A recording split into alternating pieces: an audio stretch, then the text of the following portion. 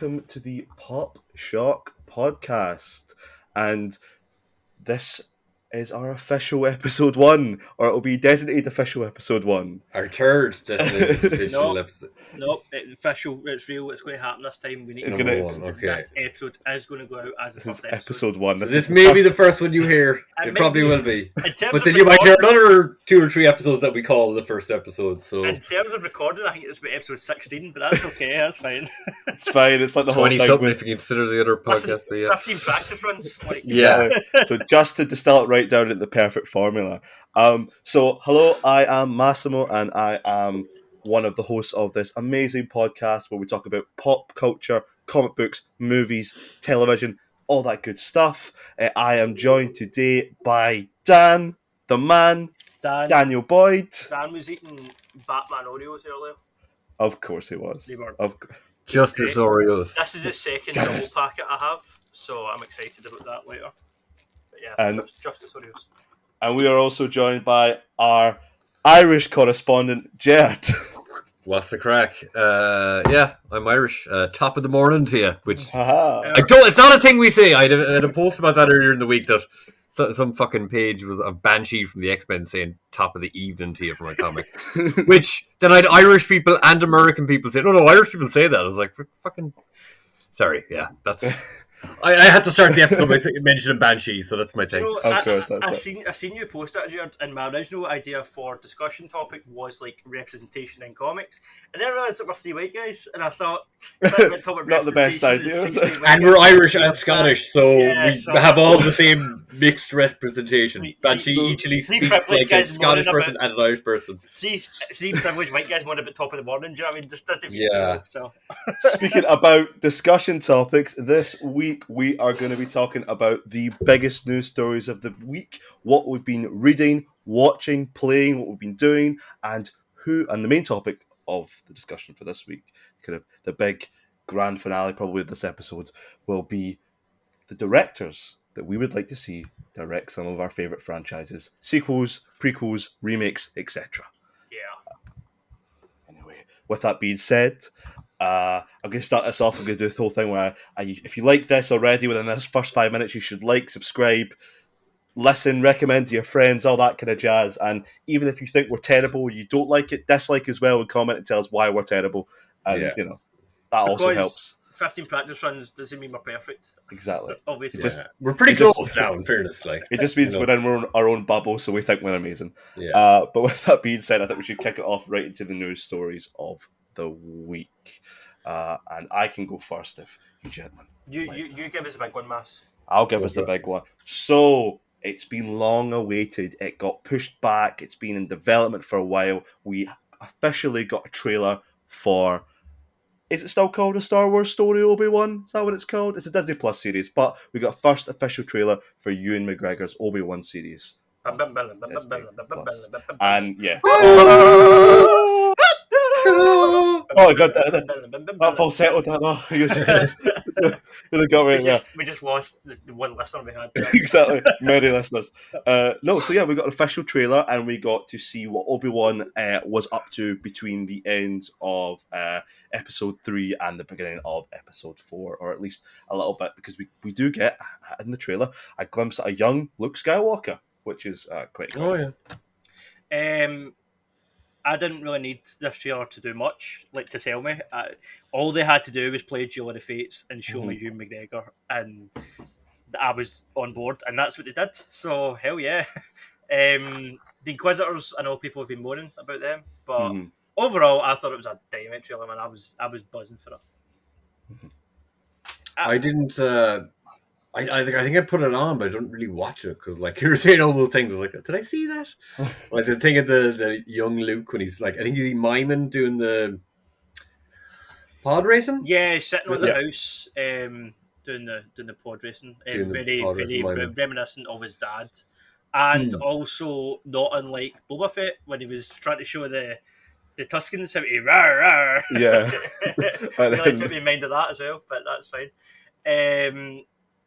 Yeah, I mean, as far as kind of middle-aged men watching young boys goes, it was one of my favourite times I've ever seen that happen. So yeah.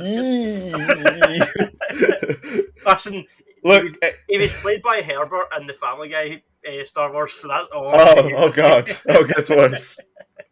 I mean, technically he's designated protector. He promised Padme, etc., etc. Yep. Does make it a little bit weird the way he's watching from a distance. I thought, it gave a really good kind of setup of premise without actually giving anything away at all. Like, it's going to be about, there's obviously something that spurred Obi-Wan out of hiding on this, on Tatooine for a number of years. And I've heard some theories going about the idea that it's possibly like a Jedi Padawan has been murdered and strung up, and that's caused it to come out.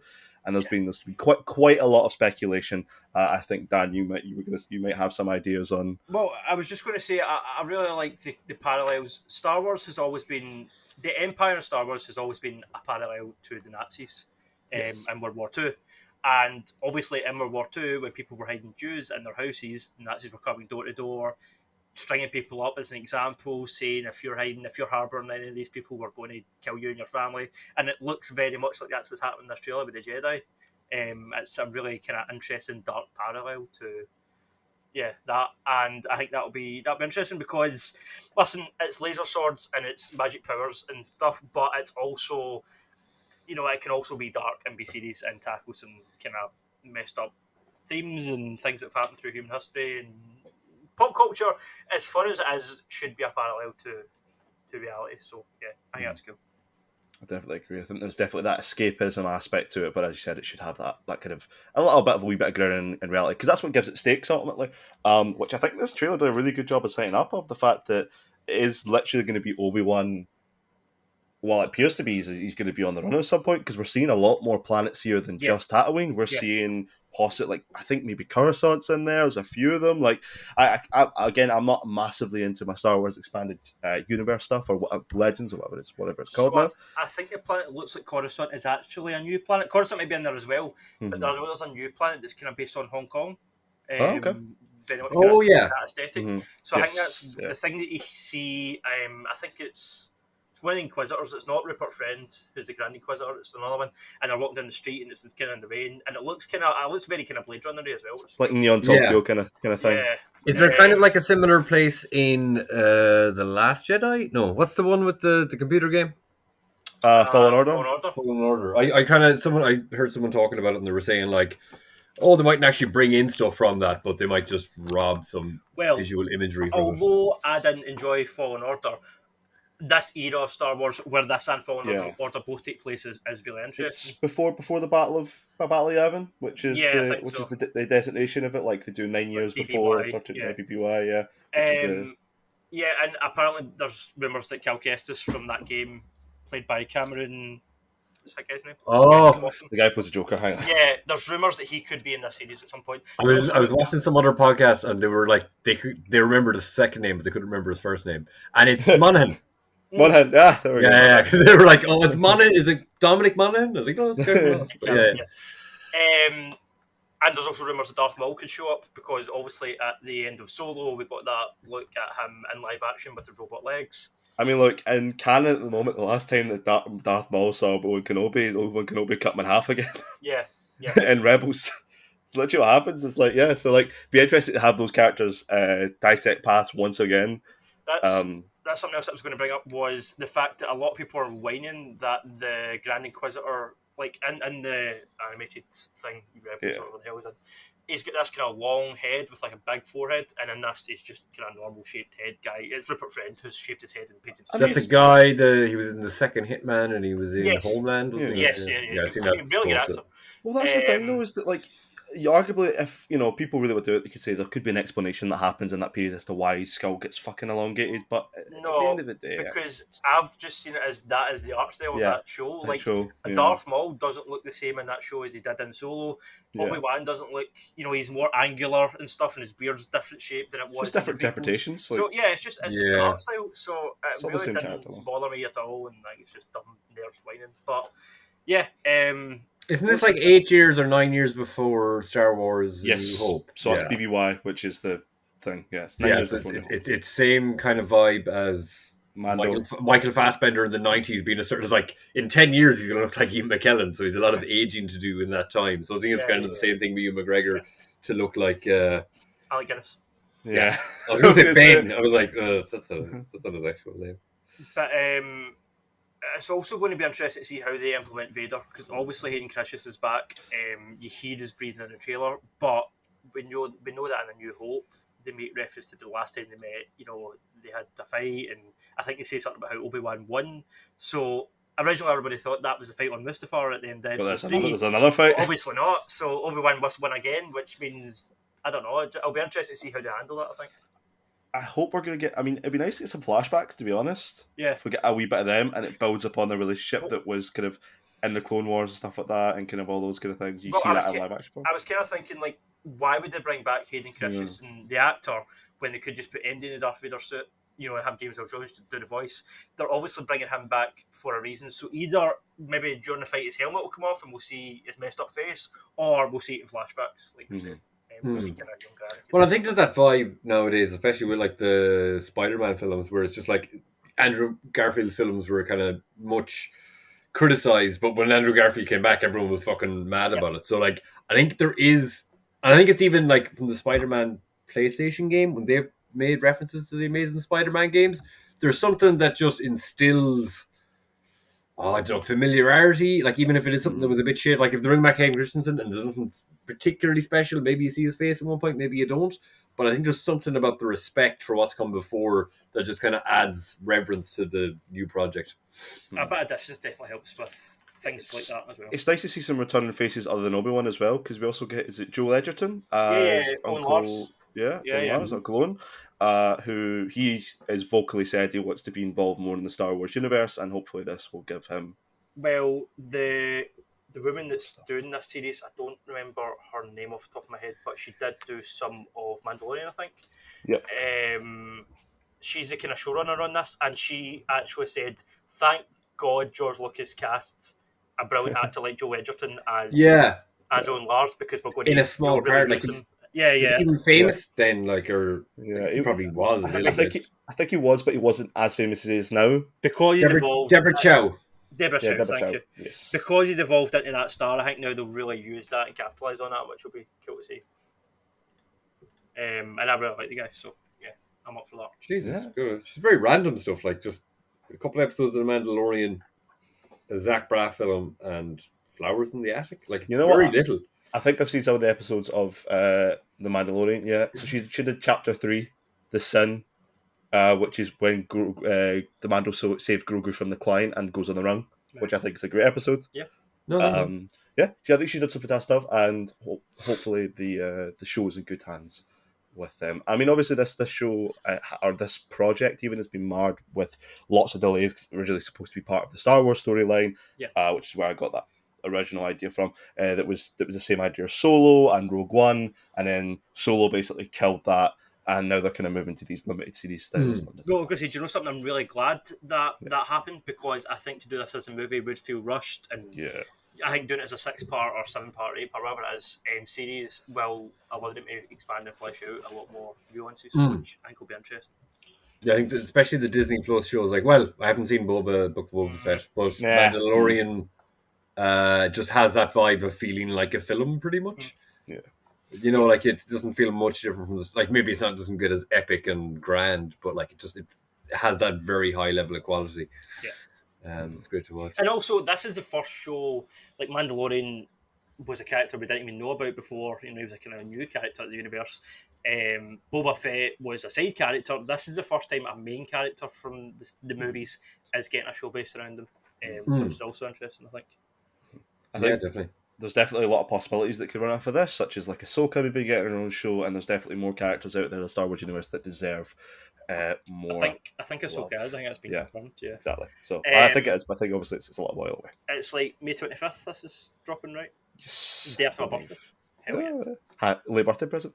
But that's all we could have about the trailer. I think we'll probably leave a link to it down below on the YouTube version of the video, maybe, or it's very easy to find. You can just look up Obi-Wan and it's plastered all over the internet at the moment. So, what is our next story of the week? Do you want to give us yours? Yeah, I just changed mine like a second ago because I hadn't thought of anything before we started to record it. I picked one I wasn't that interested in. But professionalism. I just briefly mentioned it. Sean Levy, who is, I don't think, related to Eugene Levy from my quick Google, is going to direct Star Wars. No, he's going to direct Deadpool 3. And I think it's the third film he's done with Ryan Reynolds. So that includes Free Guy and The Adam Project, which just dropped on Netflix in the last couple of days. Yep. He has done, looking at his filmography, he's done, Cheaper by the Dozen.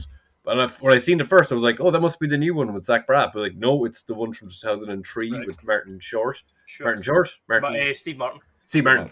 And he's done kind of a couple of things. To be honest with you, I think Ryan Reynolds, who even directed the second Deadpool? I think it's just... The guy, David Leitch, the guy that did John Wick.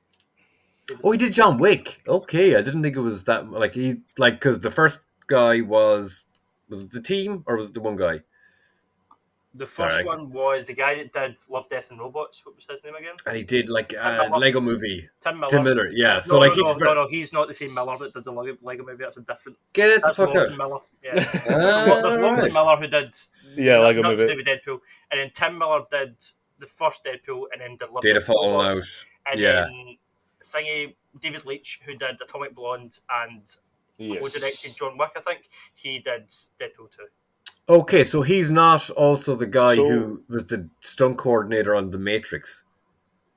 I think. Is that a different director from John Wick? I think John Wick movies had more than one director, or at least maybe the first two. Really should have Googled this bit more before I started. But I'm looking at Sean Levy's filmography here, and there are some definitely recognisable films. But they're just spread out. Yeah, but also as well, there's nothing that really indicates R-rated superhero. Yeah, I was thinking that when I was watching the Adam Project and Free Guy. I've not seen Adam Project, but I was watching the trailer. But when I was watching the trailer for that and Free Guy, I think Ryan Reynolds has really found this niche. Mm-hmm. It's took him a long time because he did a bunch of rom-coms and nobody liked them. And then he did How dare you? Definitely Maybe's fantastic. And then he did a few, just kind of throwaway kind of kids movies. And then he did Deadpool. And it was kind of like, right, okay, he can swear and he can kick people's heads into other people, and that's great. But Free Guy and Adam Project, by the looks of it, are actually able to ride the line, I think. They're able to be suitable to show to kids while still having that fast-paced, off-the-cuff energy that Deadpool has. I don't necessarily think you need Ryan Reynolds to be, I don't know, because we've had two Deadpool movies already in that style, I would actually maybe be okay with a more Free Guy take on Deadpool 3, because I saw Free Guy in the cinema and I didn't, because I'm 26, I don't even look at the ratings for movies anymore, do you know what I mean? So I just went to see Free Guy and I came out and I was like, oh yeah, it was great, it was like Deadpool, whatever, blah blah blah. Yeah. And then it was when we were watching Courtney's nieces a few weeks ago, who are like, I don't know, 8 and 10 or something, and we're watching these two wee girls, and I'm like, they're like, right, let's put something on, and I'm going, right, I'm not putting on some shitty kids movie, let's watch Free Guy. And I was actually, Courtney was like, will that be okay for them? And I'm like, well, I looked up the rating and I was like, well, it's a 12, so I don't see why not. But until that point when I actually looked it up to see if I could show it to kids, I didn't even think about the rating because it didn't affect the quality of the film. And I think that is a quality that this director and Ryan Reynolds have developed, this kind of tone and chemistry that can Disney can do Deadpool 3. And okay, if they want to make it R-rated and whatever, that's fine. But if they also want to make it maybe a 15 or PG-13, they could probably still make it a film that could please fans. I'm going to point out, he did Arrival. Who done Arrival? Oh, was he not on Arrival? Oh no, as I mean, no, he did not. That's why? He definitely worked on it in some capacity because it's listed as his credits. Did they write it? Maybe, which is interesting. Because do you know what he did do? Real Steel, starring Hubert Jackman. So maybe they're like, oh, I know, I'm good friends with you. And Hugh, maybe they'll come back. It's so fucking annoying that they're such good friends and there hasn't been a Wolverine and Deadpool film. I know. It wrecks my fucking head. Yes, this is a cursing podcast. You should put this is... I probably curse more when we're doing these podcasts than I do in real life. So let me see. Yeah, I think Ryan Reynolds, as long as he is a kind of competent director, I like the idea of that we've had two Deadpool films that were kind of R-rated, and he's coming into Disney, they can just bleep it out and stuff. They're allowed to drop a couple of F-bombs in the thing. It'll be kind of even fun. You could get meta about it if he is a person. Yeah, 100%. For Sean Levy, he has a production credit on Arrival, so he's got a lot of expertise in this industry and knows a lot of people, regardless of actually directing. But he's produced a lot of things as well. Yeah, that can stand to people. Yeah. In terms of actual filmography, he's done all 3 Night in the Museum films. He did Real Steel, which he said, The Internship, Free Guy, Adam Project. Nice little museums. What's it? Just that one. Some 90s films as well, which is great. But he has produced a lot of films as well, which is quite interesting. He's been around, like he knows the business. Yeah, he's been around for a long time. Just might have a lot of these films too. They just bring on someone new. Like, oh, actually, that was I wasn't meant to use this as my story piece. What I really wanted to talk about was the total of afterwards. Michael, and you're gonna have to tell me, Michael Giacchino. Yes. Oh, no, you're it's an Italian name, isn't it? It's an Italian name. But listen, don't going live to our Italian correspondent. I believe it's Giacchino. Yeah, I believe. Giacchino. I've heard it so many times, and every time I have to say it out loud, I'm like, oh shit. So the composer for Spider-Man, all the No Way Home or the Homecoming trilogy, the Batman, the first Doctor Strange, also the Incredibles. Don't forget that. He composed the Incredibles. Okay. I don't think I know that team. I don't know the Incredibles that well, but he is going to direct Werewolf by Night, the Halloween special that's coming out this year or next year. Can't be this year.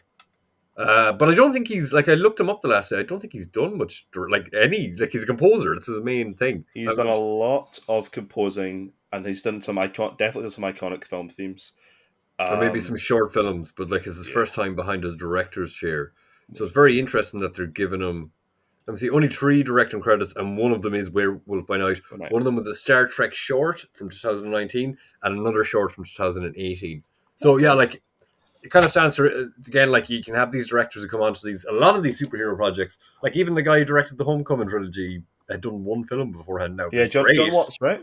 Yep. Yeah, it was great. It was fucking Squad Car or something. Yeah, Cop Car, with Kevin Bacon. Yep, Kevin Bacon. I think his first feature just before then, and Marvel and all them seem to just be we'll take on indie directors. Well, that's interesting though, because obviously, as we said, Sean Levy's been in the industry for quite a while, but he's maybe he's found this kind of niche with Ryan Reynolds. It just makes it quite interesting because it's nice for them to go in for maybe more industry names, not big blockbuster names, but names of people who maybe feel that they could maybe take care of the property that they're doing. Mm-hmm. Also, it could be that Marvel and Disney don't give a shit and they'll just take creative control away from it and they'll just have a director's name slapped on it. Which people have accused the MCU for doing lots of times before, as with Edgar Wright's Ant-Man, where they like to stick to a formula, and a lot of time a director credit on a Marvel film isn't actually, for a lot of people, well, it's even they'll bring on a cool name director, and then just they'll handle the CGI direction or the action direction. They just do the story and the small beats. But so I'm very interested to see, just because I love his fucking music. I'm very interested to see what he does. One of the biggest things that takeaways I had for this story was just the fact alone that, thank God, we're getting some news about Deadpool 3. It's been so long since the Fox merger and everything else, and we're starting to wonder what is actually happening with Deadpool. But it's good to know that there is plans in place and they're moving forward. That alone, regardless of the fact that I like that Sean Levy and Ryan Reynolds dynamic, just the fact alone that there's news, I was like, that's how it starts. To hear something. You get a little bit of news, then you get a trailer, then you get poster. Well, that's the thing as well, is that the Deadpool films and the Foxverse, the Fox universe, whatever we want to call it, were so heavily connected or influenced with versions of the X-Men that surely there's got to be an X-Men film or property within the MCU that's gonna come out first or gonna be hinted at first before they release Deadpool onto the MCU. I would suggest the introduction of mutants, but we've got One Division, Doctor Strange coming up in May, so possibly. I mean, Patrick Stewart's denied definitely the film. No, he came out of it. He's like, okay. Whatever. He was literally saying, he was like, oh yeah, people imitate my voice all the time. I'm like, fuck, what? Yeah. No, he about a week after that, he was they go, okay, fair enough. I mean, even by day, that is my head. Yes, he's not the quality of liar that Andrew Garfield is. He just doesn't have it in him. God, I could never trust that man again. So many great little shots coming out of them from behind the scenes stuff. Yeah. Like there's some apparently like 20 minutes of deleted scenes of the three Spideys. Lots of just fun, like Toby putting on the suit and they're talking about it. He's like, yeah, you just started dancing really quickly. He's like, Yeah. yeah, man, it's just free. And just the crack with them. Like I'd love to even like because I believe they have a Snapchat or a group chat. And I'm like, I'd love to be involved. Just in that, just even to see like a glimpse into those lives of those superheroes. All the stuff God. as well about Andrew Garfield and Charlie Cox wanting to go out to dinner in a restaurant as well was phenomenal. They have to pick one that's at a wall that's facing away from each other. Yeah. In the corner of a dark restaurant. So but like Jesus, like if you're trying to keep that under wraps, just don't get a fucking takeaway. Like I mean that's but that's the thing, you got a takeaway and that almost spoiled the film as well because the delivery driver recognised yeah. And then the guy was like complaining because he didn't want to get COVID, so he was trying to get him to stay back. Yeah. And then the thing that we've seen a lot, Garfield, Charlie Cox, and Robert Pattinson were all roommates. Yeah, at one time or another. So Batman, Spider-Man, Daredevil shared a house and That's cool. had to pay for bins. Yeah. It's really, yeah. But, so Dan, that's my news. Yeah, I just wanted to bring up on less positive news. DC have delayed a bunch of their releases. So first of all, they've delayed Aquaman and they've delayed Black Adam. So we'll get those out of the way first, right? So Aquaman 2 is moved from December this year to March next year, 23. And what's the thing for Black Adam? That's been pushed back 3 months. Well, that too. Yes, Black Adam got pushed back. Yeah. Black Adam was maybe out in July this year. It's now coming out in October. The third one, though, is the one I want to talk about. It's The Flash. Shock horror. Surprise, The Flash has been pushed back again. I actually went about writing a piece when the fandom trailer dropped. I actually wrote a piece on how many times this movie's been delayed. Guess how many years ago this thing was announced? I think it was 2011. Well, no. Well, around the Justice League time. It was announced prior to the Justice League. It was announced in 2014. 8 years. 8 years. We've been waiting on this film. Had he been cast at that point? He had been cast, I believe, but the direct. So they. Let's go through the directors. So So the directors, the script was originally completed by Phil Lord and Chris Miller, right? Okay. And the Lego Movie guys. The person that wrote Pride, Prejudice, and Zombies was brought in to direct for some reason. Then they departed, and Rak Famuyiwa, who has directed some of Mandalorian, he was brought in to helm the project. He then departed the following year. Then a guy called Jobby Harold, which is an amazing name, was hired to reimagine the script. Sorry, Mr. Harold, but it might be Jobby, but Jobby's funnier. Have you a Jobby? Yeah. So then, 2017, Justice League came out, right? Ezra Miller was like, people on the street were like, they would want to see Ezra Miller as Flash, and then the screenwriters from Spider-Man: Homecoming were brought in to direct. Then they left again, and then eventually we got Andy Muschietti, who got brought in to direct. And it's like, how many different iterations of this film has there been? Is this film... I think this film has been completed, but I think because of all the backlash from the leaks, they're reshooting the end of the film. Yes. Because that's the only reason I can fathomably think why this film has been delayed. Was there story leaks? Yeah. Only the end of the film is revealed. Apparently, they're using this to do a kind of soft reboot of the universe. The original rumor was that they were going to officially usher out Henry Cavill's Superman and Ben Affleck's Batman. The Justice League would then be made up of Michael Keaton's Batman, the actress that's playing Supergirl. I'm not sure of her name. Oh God, yeah. They're doing a Supergirl movie, so she would be the Superman for this Justice League. Michael Keaton would be the Batman. Ezra Miller would be the Flash, and Jason Momoa would be Aquaman. Gal Gadot, I don't know if that's confirmed. She's what she's doing. But yeah, that's basically. Yeah, no, it's saying here that she would be left intact. Obviously, Ray Fisher Cyborg is out because he hates Warner Bros. With a passion. Mm-hmm. So yeah, they're basically using it to kind of course correct things and change things. I think that's just trying to beat a dead horse. I think it's trying to revive something that you should just stop.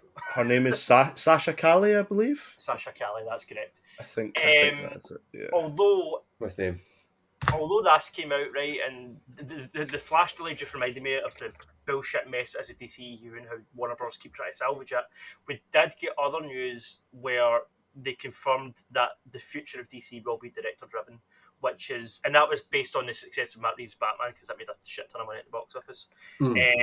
So yeah, I think it was both. The proof was in the pudding for Todd Phillips' Joker, which again was made for a really low budget and brought in a lot of money, and then Matt Reeves' Batman kind of did the same. My greatest sin is I still haven't seen Joker, and it's been out for about 3 years. Really? That's good. Good job. Listen, it's a not as good Taxi Driver. It didn't grab me, and people were like, "Oh, this is amazing," and then pandemic hit. It's like, oh, I'm not gonna. I think that might have been the last film I seen in the cinema prior to the pandemic, and I was actually there's Little Women, right? Little Women, yeah, in London when I was on a stag. An episode that may or may not come out. Jared's Little Women. Joaquin Phoenix was great in it, but Joaquin Phoenix is one of my favorite actors of all time. But we didn't need another Taxi Driver remake, and we didn't need it just to be like, oh, it's mental illness. That's why he's the Joker. Which was technically the idea, but like it's fucking lazy, and it's like it's a rip off of two films. Yeah, digressing. Oh, one thing. Shazam has been brought forward 6 months, though. It has, yeah. Yes. Which Shazam has been brought forward. Yes, I'm actually excited for that film, though. I only watched the first one recently. I like the casting of, I think it's Helen Mirren as the main bad guy. Yeah. You have, I think Pierce Brosnan's supposed to appear in it as Dr. Fate. Oh, okay. I believe, but I don't know if that is trying to. Would they trying to switch it around so they can get? Well, Black Adam still going to come out first? After. That's what I was kind of thinking. Like, are they just trying to maybe set that up that like it'd be like starting your own universe and making a Venom film before you made a Spider-Man film? Oh, who would do that? That sounds like a horrible. They technically didn't, because there already was, but it's in a different universe. Whatever. Sorry, I think Black Adam is first. Still, is it? So hold on, Black Adam is coming out in October, and Shazam's out in December. So yeah. So okay, maybe another Christmas film. Those two will probably be quite heavily tied together then. Oh yeah. But in terms of the Flash, I definitely think it is a reshoot thing. And yeah, not to get off. Obviously, let's talk about Goodfall for a second. Obviously, Multiverse of Madness is coming out quite soon. When the recording of this episode, and I think all the reshoot things that happened that were apparently for No Way Home, or I still think those were for fucking Multiverse of Madness. I have in my brain. I'm like, there's no they put an extra 6 weeks. Why would they do that for not that film? Why would they do I was like, I still think in my brain it's for the upcoming film. Well, even Cumberbatch was saying like this week he was like it's going to be No Way Home level. So I think that was pretty much just code. Yeah, you're going to get a lot of cameos. And then America Chavez was supposed to appear in No Way Home as well. Yeah, there was concept there for that. And Tobey Maguire's definitely going to be in. Yeah, no, he also said in an interview, it was like, I don't want to say closing the chapter. It's like, come back, Toby. Even though it's funny how much people love him, but he's supposed to be a dickhead. Look, it's just because he played an iconic character. It happens. Harrison Ford has the same energy. Where he hates his fucking fans, but we love Molly's Game. Yeah, so based on the book, and there's a character called Mr. X who's supposed to be like a mixture of people. I think he's supposed to be like Ben Affleck, Tobey Maguire. Can't remember who else. A lot of famous celebrities who apparently were arseholes. And their youth. I believe that's all we want to cover on that topic, Dan. Is there anything else you want to... The only other thing I wanted to touch on was the state of play that happened, but honestly, not that much happened, not much was shown. They showed a dinosaur game, and I was like, it was from Capcom. I was like, we're getting Dino Crisis, but no, it's a new thing called Dino Exoprimal, so yeah. That was that. I was going to make that a news story, and I was like, I'm not talking about that because they didn't give me what I wanted. So I tried to Google it because I remember you mentioned it in the group chat, and I was like, "What? There's nothing here." Nothing jumped out at me from what was actually released there. Capcom have said that they're not going to do Dino Crisis remakes until they're finished with Resident Evil, which makes sense because obviously they don't want to distract from their big money maker. So it is. But yeah, with that being said, I believe that's all of the news of the week covered, or the potentially kind of important news stories to us. And I think we should move right into our topic, or we want to do. Was it reading? Do we want to discuss? What we've been reading or what we've been watching at all? I'm happy to go with that. Yeah, if you want to do that, reading, watching, and playing. I'll kick it off. I've been watching quite a lot of TV, and I have been watching the 4th season of Killing Eve, which has been which is incredible. I don't know if you just watched Killing Eve. No. Jodie Comer, speaking of Free Guy, Jodie Comer is incredible on that show. Sandra was apparently great as well. I've heard Yes, of it. everybody in the show is great, but Jodie Comer is just on another level. I think she's a fantastic actress. And yeah, Killing Eve has just been great. I don't actually want to say too much about it and give anything away, other than watch it. Watch the whole thing, especially if you're not prepared. Is it all written by Phoebe Waller-Bridge? No, she just is did the first season, a 2 co-writer, seasons.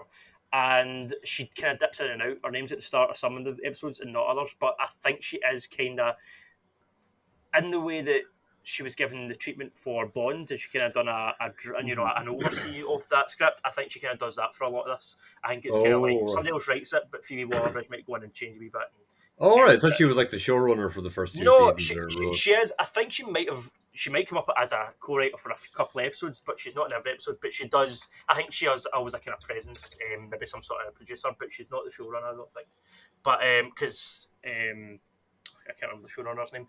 But yeah, it's a great show, and I've been watching that and enjoying the hell out of it. So yeah, it's been good. I also replayed the Arkham games after. Well, I've not replayed them. I've started replaying them after watching the Batman, and those are still great. I've not got to Arkham Knight yet, and I'm a bit worried to put that game up again. Did you start with Origins, or did you start chronologically in terms of timeline? I forgot about Origins. But you can just slot it in between Night and City. Courtney's nephew was up the other day, and I was talking to him. We were talking about how we were talking about how good the Batman games were, and I was like, I've got the trilogy on PlayStation Plus or whatever. Let's stick it on. And I said to him, I was like, what one do you want to play? And he was like, right, put on City. So me and him were sitting playing Arkham City, and then he went up the road, and I went, why would you start with Arkham City? That's dumb. Let's start with Arkham Asylum. So I started playing through Arkham Asylum, and then later that night, I think I mentioned it in the group chat to you, and you were like, what about Origins? And I was like, oh yeah, that's right. I forgot all about that. So I might just wipe my saves and just start from Origins and go all the way to Arkham. Well, I mean, technically you could do the whole thing that DC did, where you have Zero Year, where you start it in the middle of a comic round. Yeah, so why not? You just had a flashback. DC don't know where the timeline, so why should I do it for them? Yeah. You just play, Asylum, City, Origins, then you jump back into Midnight. What is interesting about those games, they're obviously, they're about a decade old at this point, Asylum and City, and although they don't feel like old games or necessarily look like old games, it's funny how just gameplay changes as time goes by. Mm-hmm. Games nowadays are so much more straightforward than they were just 10 years ago. Like, the Arkham games don't give you especially the first one, doesn't give you every single hint on where you have to go next. And there is a lot of just trying to get out of a room because you're stuck in this room. Yeah, God. I remember. And then you're like, shit. I remember playing that when I was younger and not realizing, cause I was really young, probably too young, but it's a Batman game that came out. So very fond memories of playing Arkham Asylum on the Xbox 360. And to progress to one room, you had to blow up a wall. But it's not obvious that you blow up the wall. Sure. It doesn't look completely out of place with the rest of the wall, like most games do. Detective vision, and then equip your bat thing, and then you have to spray it in exactly the right place, and it doesn't tell you. I mean, maybe it gives you a hint like at the start of the game, but it doesn't give you a hint every time you see a wall like that. So if you play it, you forget. It's like, it just doesn't hold your hand the way the games nowadays do, and it was just real interesting to kind of see that and be like, oh yeah, that's right. Like, you kind of take it for granted. You're like, you go back to this, you're like, oh, this is a AAA game. It's going to be just, play through it, and you're like, oh no, I'm stuck. And I didn't expect that. So it's just interesting to see the kind of zeitgeist of how games are developed. It's just a wee time capsule. That was the game that broke me for console gaming. I got to the Killer Croc fight in Arkham Asylum, and I was just like, this is just a fucking mini game. And I don't know why I've came across other games. And I obviously kind of like inherently hate DC.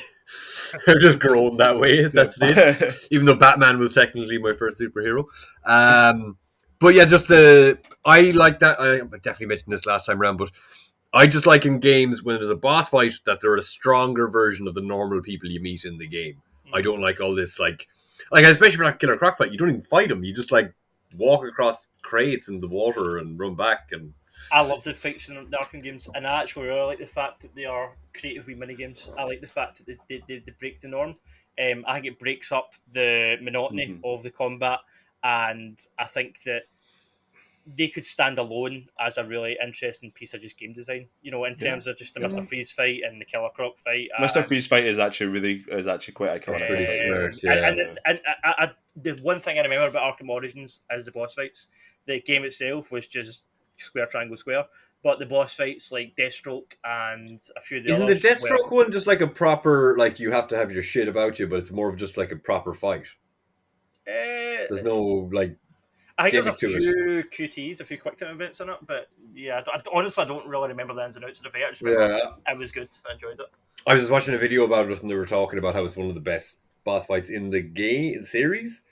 That's what the guy reckoned anyway. That it's a lot more about parrying and punching at the right time and that kind of thing. Yeah. We should do an episode like Marvel vs. DC and get Gerard and Chrissy on. Because Chris is pure DC. Fight. I mean, me and you can moderate that. Yeah, because you're just dead in the middle, don't give a shit. We need to get one of those, I can't remember what they're called. You know the games are like pirated games where they just have loads of different characters from different properties. They're like 2D scrollers, so you can have like Batman versus fucking Kane from WWE, like that kind of thing. Mubi or something. Is there Mogwai or no? No idea.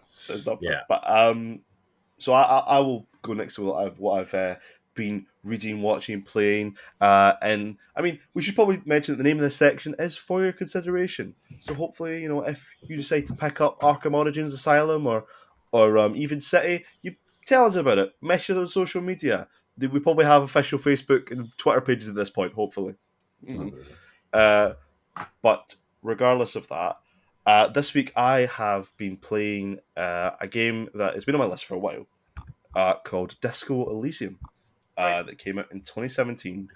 That is a game where you play a drug detective who is trying to basically solve a crime, a murder of a dead hanged man. But for my understanding of the game as well, it spirals out into something a lot more deeper and introspective of the human condition.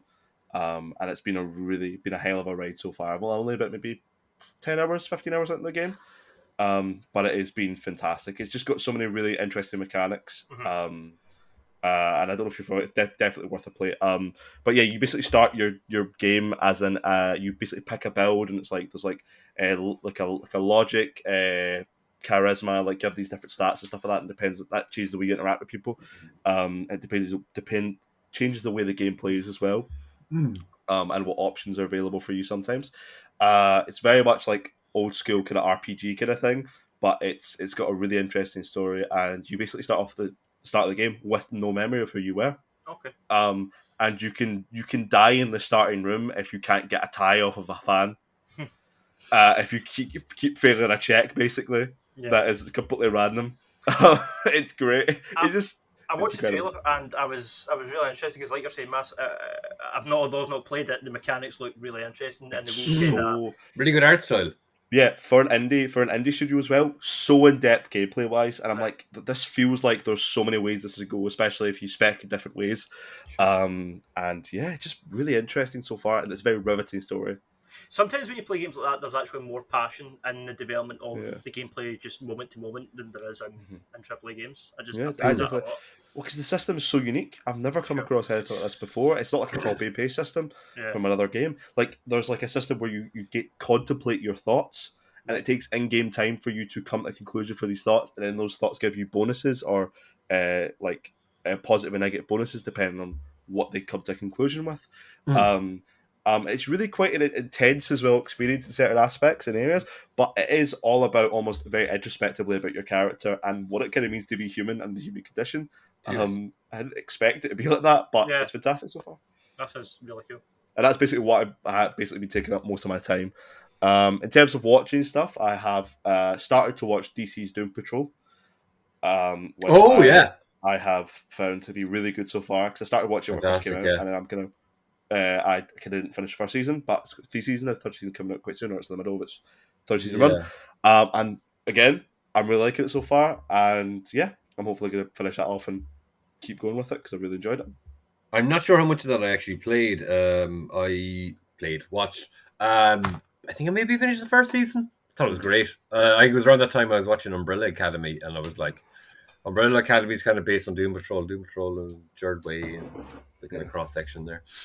Yeah, yeah, I thought it was really good, and yes, of course, Brendan Fraser, who everyone just wants It's to hug. phenomenal. He's phenomenal. Yeah, He's good, fantastic. the voice, yeah, it's trippy as fuck. It's Yeah. it's a little bit like, I guess that's kind of inherent in the comic, or from what I gather, but it's very kind of Legion-y. The TV series by Noah Hawley, which I will bring up again later. It's very trippy and very interesting, and it doesn't shy away from the weird aspects of DC, which is quite nice. Legion was a cool show. It was. I've finished that and all. I think I only watched like a season and a half. But yeah, so Jared, what about yourself? What have you been? Myself, it's day 100 million and I'm still playing Days Gone, and I'm still fucking loving it. It's a long game. I was describing it to someone there last night. It's like it's kind of like you shoot zombies, you shoot people, and there's lovely scenery. And it's just, I find it just very meditative. I love it. Right. I love zombies. And then following on with zombies, I picked up Black Summer again, which is on Netflix. Okay. I think there's only 2 seasons. It's weird. It kind of seems really low budget at times. It seems really high budget at other times. I just watched a sequence there that had like a guy who was just turned into a zombie who's on the roof of a car, and the car is zooming down the road, and like it either looks really low budget, like I don't think that Jeep is actually there, but he looks real, and whatever way it's done well. There's a lot of kind of like stupid shit where you're like, I think something I hadn't seen in a while in a show where someone has an Uzi and they've just literally spent half an hour shooting people with it and zombies, and they still have bullets. It's just grim, and it's like characters die. No, like you don't really know who's going to stick around. Like you start the show following a couple of different characters, and then by the end of the first season, it changes, and then the second season comes in and it changes again. It's a sequel to Z Nation. Is it? Well, it's set in the same universe. All right. Really? Yeah. Because I thought I was watching it before, because the guy from Lost, Harold Perrineau, the Wald, the black guy. I started watching another show that he's in now, which is called From, and it's produced by the same people who did Lost. It's kind of got some mystery stuff. It's like this town that people can't get out of, and at nighttime monsters just come and eviscerate people. It's very weird. So I started watching that, but that's where I got confused, because I thought he was in Black Summer. But I think I was watching a bit of Z Nation before and a bit of Black Summer. So I kept expecting him to show up in Z Nation or in Black Summer, but he never did. Yeah. So maybe that is the reason why. Yeah, it's grand. Yeah. What was the other thing I was watching or playing? No. Immortal Hulk. So again, with undead stuff. I've caught up on that. I'm on I think I'm on the 20. I've crossed the 25 issue mark. I think there's only 50 in the entire series. It's just fucking brutal. I love it. It's disgusting. Yeah, I actually got to interview, because this is Immortal Hulk, which is the first annual. I got to interview one of the writers for this, Alex Patnadel. Lovely guy. Really interesting dude. Did he do one of the one shots? Is it? Yeah. He did the one shot for Immortal Hulk 10 Monsters, which is this year, and I got. I haven't seen that one now. Okay. Yeah. I got to speak to him for a project at some point, which was interesting. But yeah, sorry, just thought as a tangent. But yeah, Immortal Hulk is really good. Yeah, there's some cool one shots. Yeah. I've read the Declan Shalvey one, who I've mentioned on previous pods. I'm an Irish artist that I met before, an Irish artist and writer from Marvel. That one was cool. I think he had like an Irish character in it who's some like old professor of the Hulks from college, and she's just like some old woman, but she's gamma radiated, and Hulk has a big fight with her, and his art is fucking amazing. And then Tom Taylor did a fucking fantastic one shot where I think it's Immortal Hulk Great Power, where it basically ends up being the Hulk and Spider-Man. Loki just shows up, and at this stage he's kind of in the level where he is in the MCU now, where he's like, I'm a hero now. He just sees the Hulk and he like zaps him, takes all the Hulk power out of him, but Spider-Man's nearby and it goes into him. And then it just gets really emotional because it's weird. You don't expect it. You think it's just like a funny issue where Spider-Man is turned into the Hulk. But he has some really kind of nice conversations with Bruce Banner, and like they talk about it's like, oh, I'll stay with you as you're turning. They talk about the fear of actually changing into the Hulk. But yeah, like it's at a certain point, Hulk is getting his face ripped. Like he can die every second issue. So he just gets his face all melted off, and like It's phenomenal. gruesome. It's just brilliant art, and like it's Al Ewing, I believe, who's the main writer for the main series. Yes, and then the artist turned out to be a dickhead who was Oh. putting in a load of anti-Semitic stuff. Yeah. He put in one thing and he was like, "Oh, that was a mistake." And at the very end of the run, he put in something really bad again. And now he's just been like cancelled or whatever. But yeah, from but Marvel. the writing for that is really good, and some really interesting Hulk mythology stuff is Yeah, it's very confusing at times. I'm reading Yeah, it, so I'm like, yeah. I don't The know green- what's going on here. I'm the just going to green get to the door issue. and stuff like that, and like I don't know. Do you remember the bit with the aliens? It's like a flash forward, and you're like these weird little fucking flower-looking creatures who meet Hulk, and he's like, and then you meet his dad in hell. Have you got to that bit yet? That's really good. yeah. I think I've just turned that corner, but when I got to the flower alien people, I'm like, Weird. what the fuck? Really? I'm scared to the end of this issue, and hopefully I'll get back to the Hulk. Yeah, very interesting, creepy, very the Thing type levels of body horror. Nice. But yeah, that's me. That That's what I mean. For your consideration.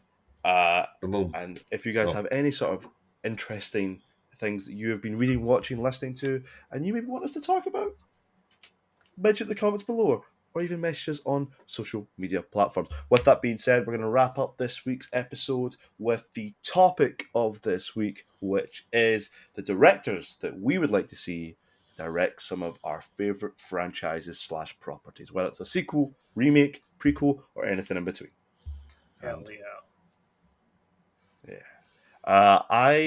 Dan, if you want to, I've got a few lined up. You've got a few here, so I can kick it off. We mentioned Denis Villeneuve earlier. Yes. We also mentioned, we didn't actually mention Zack Snyder, but Zack Snyder made a Watchmen movie in 2009, and it probably was the best we could do at that time. It was very Zack Snyder. For me, the highlight of that film was still that intro sequence.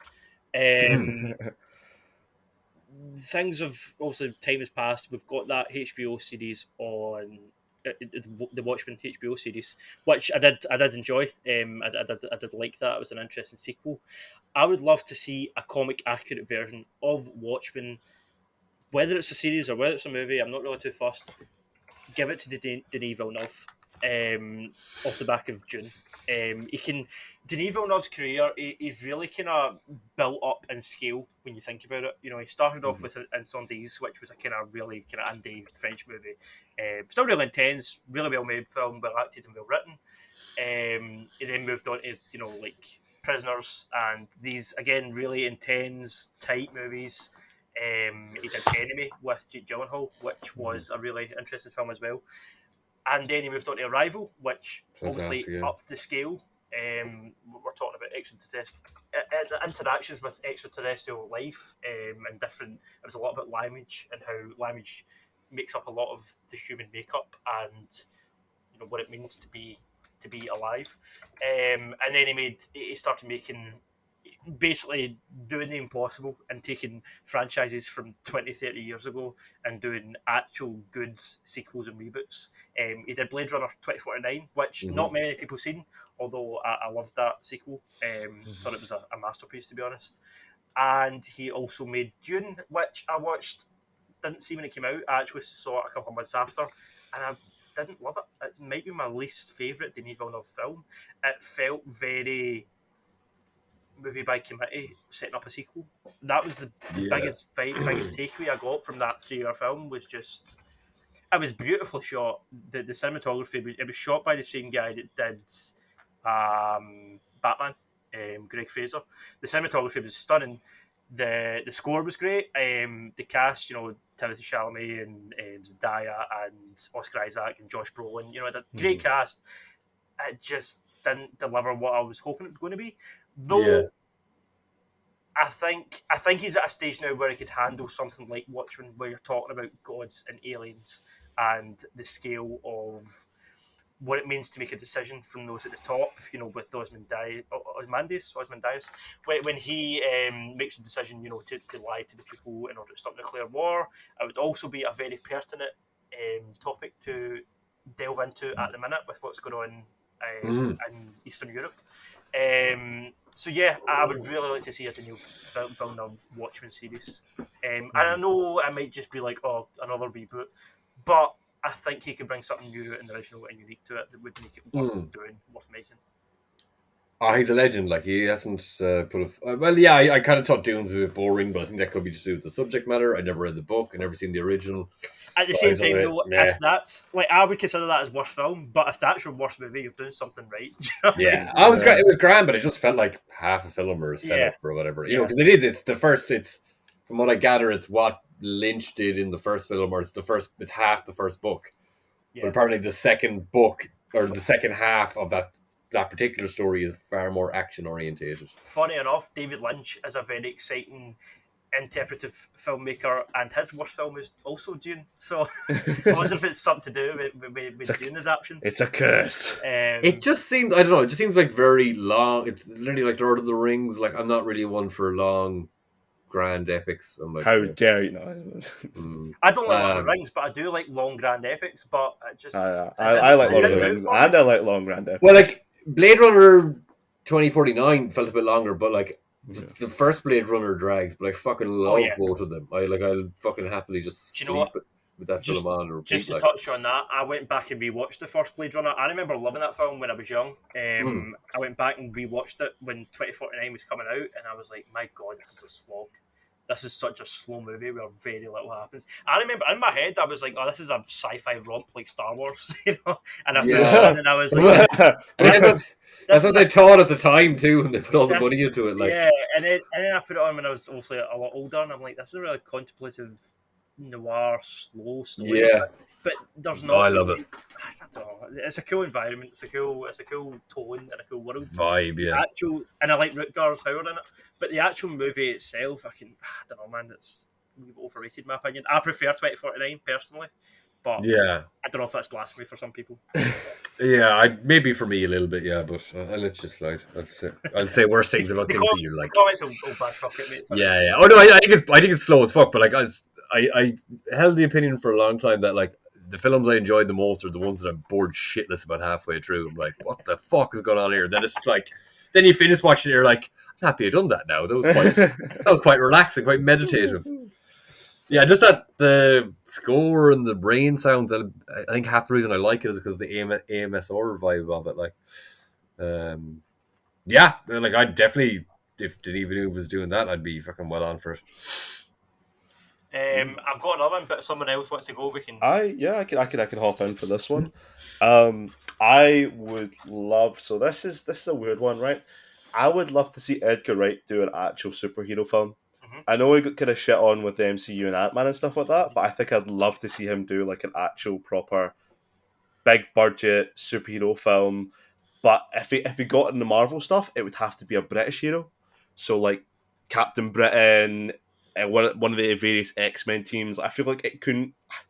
He's good, but I don't know if it would maybe other Baby Driver's fantastic, but again, Baby Driver's like a very contained almost film. I don't think it would work as well if he had like all the big blockbuster money.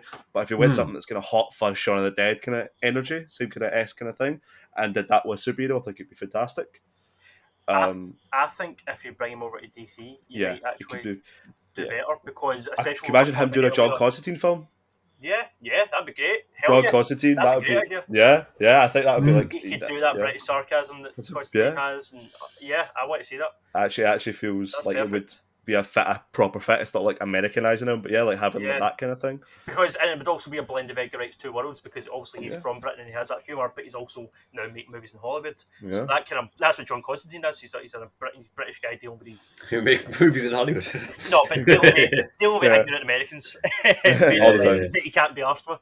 So I think he could put a lot of himself into that. I really like that. Edgar Wright doing Constantine, I'd see that. I think just that British cynicism is kind of required, especially if you're doing DC. And it would be funny because you could have John Constantine rip the piss at the fact that everyone's dark and brooding all the time. Yeah.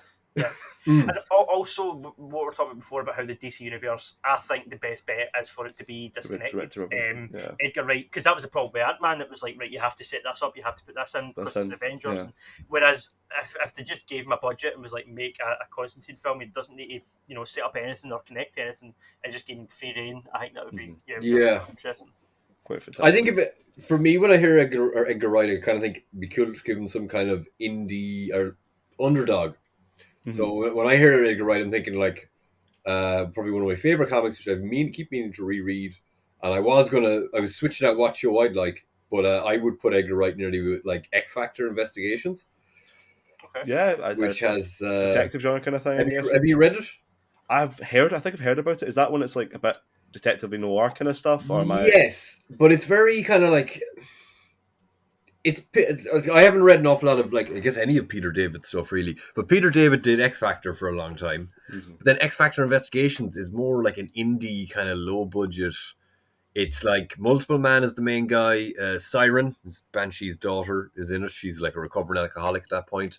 I think it has some of the normal X Factor people in it, but yeah, it's just their detective thing, and like. There's a bit where they fight the X-Men, and of course, every episode I have to do air quotes in real life. But it's not what you'd expect. It's usually the stories are resolved in a more smart and thoughtful way, and I think you could do something really fun with like get a really good actor to play Multiple Man. That could really bleed into Simon Pegg's visuals. No, like not James Franco, because he Not was James going to be Franco. Multiple. not James Franco, not James No, Franco. Let's not open that kind of worms. I think another one for me as well, and this is a bit of left field. I don't think it would really work, but I would love to see it. Is Jordan Peele doing Evil Dead Oh no, that would work. as like a remake or a redo and stuff like that, Yeah. and having that weird kind of blend of Horror and comedy. because I was really thinking about That's brilliant. Raimi in my brain. I was like, oh, but Raimi, what's Raimi done? Oh, Sam Raimi's done that. I'm like, who's going to say about? Yes, Jordan Peele. Yeah, That sounds dynamite. Hollywood Jordan make Peele, that. Dead. And it would be because like he's got some. He's obviously got the new film coming out that is Nope. oh god, nope, right? Yeah. No, But I think just a word really title. this really brutal like horror comedy thing. And of course I would love Bruce Campbell to come back to the role, and he always did say he would come back to the role. But if a recast was needed, so be it. I would just like it to be set in the same universe as the original, even if it's a cameo from Bruce Campbell. Yeah. As like a character who, but I think if you take that vision and you could have applied it, I think it would be quite interesting to see how a director like that, who is able to combine horror comedy but also do nuanced and also kind of brutal horror. Yeah. And he recreates, he kind of revisits stuff because I guess he was just a producer on Twilight Zone. Candyman. Yeah, he also did Twilight Zone as well. Yeah. He directed. Did he direct all of that, or was that like an anthology Some of it, direction thing? Yeah, I think he done some of it. He does a lot of the voiceover work. I'm pretty sure he does the Rod Sterling kind of thing where he's like, in the it's scary door with that kind of thing. Does he do it in American? He's American. What am I thinking? He's really good because he does a lot of them, the kind of like old timey characters on Key and Peele show. Yeah, like he does I like. People I have no reference for because I've never been to America and I didn't live in the 50s. But like, you just know he does those characters really well. That transatlantic kind of accent with yeah. But yeah, I think that would be quite interesting. That's my kind of two ones. My kind of cheap pick as well would be Sam Raimi doing another Spider-Man film, like a direct sequel to the original trilogy, and actually getting a chance to do Spider-Man 4 or a version of it. But the main kind of two I was thinking of was an Edgar Wright DC centre film, where that's Constantine or whatever kind of cynical British character, or a Jordan Peele Evil Dead film. I like that a lot. That's kind of my kind of thing. So have you got anything to throw into the hat here? Sorry, on you go, Judd. Yeah. Oh, thank you. We kind of mentioned him earlier. Then I was thinking at first I was like, oh, Wolverine, but like to do a Wolverine series, but we've seen lots of Wolverine. Still would be good to do it. But Noah Hawley, and I would like him to do a Rogue and Gambit series. Oh. And I would like the theme music to be Fleetwood Mac. I just think that's like I've been like since I got back into comics in the last year or two, I've made like an X-Men playlist for my YouTube. But it's not even like some songs relate to characters. Some songs I think characters might relate to. Some songs are about people who've been oppressed. I have some like just Irish rebel songs in there because I keep seeing this meme of like, if you are all of these things and it's all oppressed people and the Irish are there, the X-Men are for you. But Noah Hawley, and I know he's technically kind of with Legion, he's done a character who's a little bit like Rogue, who can't touch people without her mind transferring into the other people.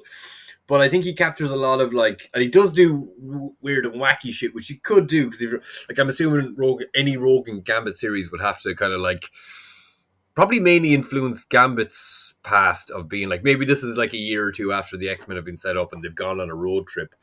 But like you could put them in Middle America. I guess you're going to have to go to New Orleans. You got the Thieves Guild. Here's an interesting thing as well. He's apparently slated to direct an Alien TV show. Yeah. Mm-hmm. Yeah. Yeah. Wow. Fair enough. Yeah. Oh, he like when we were talking about Phoebe Waller-Bridge earlier, that was another thing that kind of brought him to mind. I actually think he's a mutant because he was doing the Fargo series while doing Legion, while writing feature scripts, while writing books, while performing, and he actually does really good music. He did a lot of songs for the Legion soundtrack. Cool. But I think he just captures kind of middle America, low crime people. Like if you're putting the guild, so Gambit has the Thieves Guild and what's the other guild? There's two kind of factions that his family relate to in his history anyway. But you could just have these like really kind of weird and offbeat criminals that they have to go up against. Rogue, I guess, is Southern, so it's not really Middle American, but Harley just captures really characters like that are kind of a little bit odd, a little bit weird. And the two of them, I think, like if of any of the X-Men characters who should get a series, I think the two of them on a road trip would just be fantastic. You can let him go a little bit heavy with the CGI for Rogue stuff. Gambit, low budget, just kicking and fighting and throwing his cards. I've actually got a Gambit figure. He's over there. But yeah, I just think he'd capture it really well. He does, and music is a really big part. Like I think he could really focus on the music because like any of his shows have like really good sound design and music.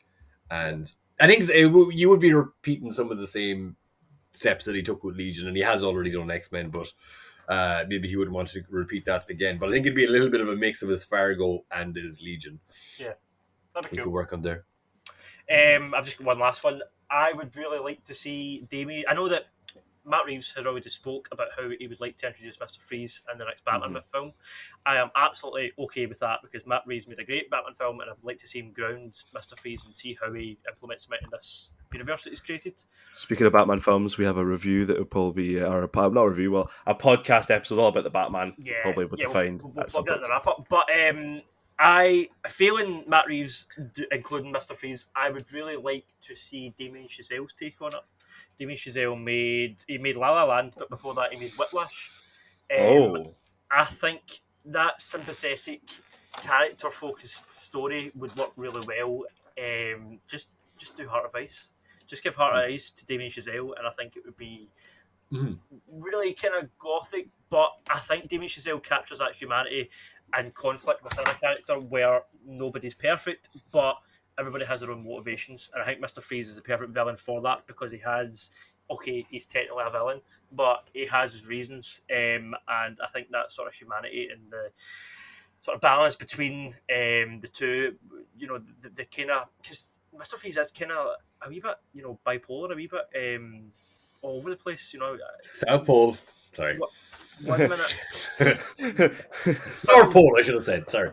1 minute, he's blasting bad guys, and he's Arnold Schwarzenegger saying things like "What killed the dinosaurs?" Right? The Ice Age. And then the next minute he's crying about his dead wife. So I think, he is obviously super unhinged, but kind of respectable reasons for doing what he's doing. He's not just a thief. He's not just out for himself. He does have his own kind of romantic reasons for doing what he does. And yeah, I just think Damien Chazelle would capture that. It's a pity J.K. Simmons was already in the DC universe because he would. My brain immediately went to him as see when you said Whiplash. I'm like, oh my god, imagine J.K. Simmons as Victor Mr. Freeze. Yeah, so good. That'd be cool. I've not getting any thoughts on who could play him, but I just think it'd be a really cool take. Mark Strong's apparently, or Mark Strong. Mark Strong. Yeah. People really rumored. Did you say apparently there? People really like him as a casting, but he is already Dr. Sylvana. Oh yeah. Yeah, that would have been cool. But yeah, there's in Cloverfield Lane. Yeah, exactly. So I believe that's us. Is that you done with your last topic, Dan? I'm ready to go. No, I need to wrap things up. Just want to say before we go, first of all, thanks for joining us for the first episode. Yeah. This will probably go The up fifth on, first. if I'm able to edit my stuff in time, this should probably go up on Tuesday of this week. You'll probably hear us on Tuesday. The following day, you will probably hear a side podcast that me and my other half have started called For Our Consideration. And as a movie podcast, we are speaking about Boiling Point on the first episode. And then on Thursday, we will put out our review for The Batman, which Massimo mentioned earlier, which is, again, the three lovely gentlemen you see before you going in depth into The Batman. So yeah, 3 podcasts on launch week. That sounds dirty. Okay, lovely. 3 men coming on Batman.